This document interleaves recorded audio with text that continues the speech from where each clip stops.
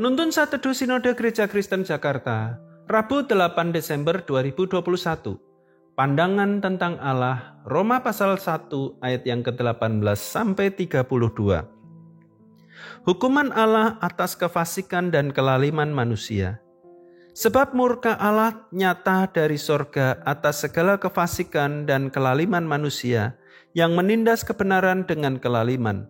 Karena apa yang dapat mereka ketahui tentang Allah nyata bagi mereka, sebab Allah telah menyatakannya kepada mereka. Sebab apa yang tidak nampak daripadanya, yaitu kekuatannya yang kekal dan keilahiannya, dapat nampak kepada pikiran dari karyanya sejak dunia diciptakan, sehingga mereka tidak dapat berdalih. Sebab sekalipun mereka mengenal Allah, mereka tidak memuliakan Dia sebagai Allah atau mengucap syukur kepadanya. Sebaliknya, pikiran mereka menjadi sia-sia dan hati mereka yang bodoh menjadi gelap. Mereka berbuat seolah-olah mereka penuh hikmat, tetapi mereka telah menjadi bodoh. Mereka menggantikan kemuliaan Allah yang tidak fana dengan gambaran yang mirip dengan manusia yang fana, burung-burung, binatang-binatang yang berkaki 4, atau binatang-binatang yang menjalar. Karena itu Allah menyerahkan mereka kepada keinginan hati mereka akan kecemaran, sehingga mereka saling mencemarkan tubuh mereka. Sebab mereka menggantikan kebenaran Allah dengan dusta, dan memuja dan menyembah makhluk dengan melupakan penciptanya yang harus dipuji selama-lamanya. Amin. Karena itu Allah menyerahkan mereka kepada hawa nafsu yang memalukan, sebab istri-istri mereka menggantikan persetubuhan yang wajar dengan yang tak wajar.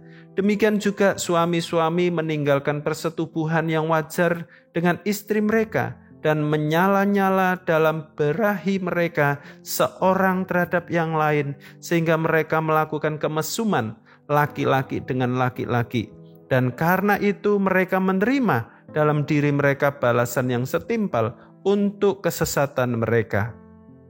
Dan karena mereka tidak merasa perlu untuk mengakui Allah, maka Allah menyerahkan mereka kepada pikiran-pikiran yang terkutuk, sehingga mereka melakukan apa yang tidak pantas, penuh dengan rupa-rupa kelaliman, kejahatan, keserakahan, dan kebusukan, penuh dengan dengki, pembunuhan, perselisihan, tipu muslihat, dan kefasikan. Mereka adalah pengumpat, pemfitnah, pembenci Allah, kurang ajar, congkak, sombong, pandai dalam kejahatan, tidak taat kepada orang tua, tidak berakal, tidak setia, tidak penyayang, tidak mengenal belas kasihan. Sebab walaupun mereka mengetahui tuntutan-tuntutan hukum Allah, yaitu bahwa setiap orang yang melakukan hal-hal demikian patut dihukum mati, mereka bukan saja melakukannya sendiri, tetapi mereka juga setuju dengan mereka yang melakukannya. Seorang teman berkata tentang kesetiaannya dalam memberikan persembahan di gereja.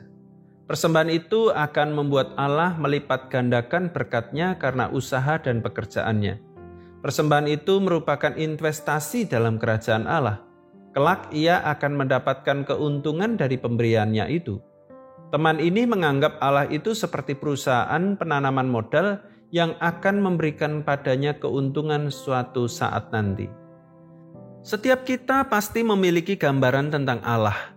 Bagaimana gambaran Allah dalam pikiran kita akan memengaruhi sikap kita kepadanya, yang akan terlihat dalam perilaku kita sehari-hari.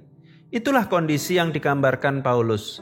Berangkat dari pemikiran yang keliru tentang Allah, orang-orang ini kemudian menggantikan kemuliaan Allah dengan gambaran yang mirip dengan manusia yang fana, burung, binatang berkaki 4, atau binatang menjalar. Akibatnya Allah menyerahkan mereka kepada keinginan hati mereka akan kecemaran, hawa nafsu yang memalukan, dan pikiran yang terkutuk. Dengan kata lain, kondisi batin mereka makin memburuk. Pandangan yang rendah tentang Allah menghancurkan manusia itu sendiri dan juga menghambat kemajuan Injil. Pandangan yang benar tentang Allah merupakan dasar yang vital bagi kehidupan Kristen. A.W. Tozer menulis, menurut saya, hampir semua kesalahan dalam doktrin atau kegagalan dalam menerapkan etika Kristen berpangkal pada pandangan yang kurang sempurna dan kurang mulia tentang Allah. Bagaimana kita memandang Allah? Pandangan yang rendah tentang Allah mendatangkan kehancuran. Pandangan yang benar tentang Allah mendatangkan keteguhan. Tuhan Yesus memberkati.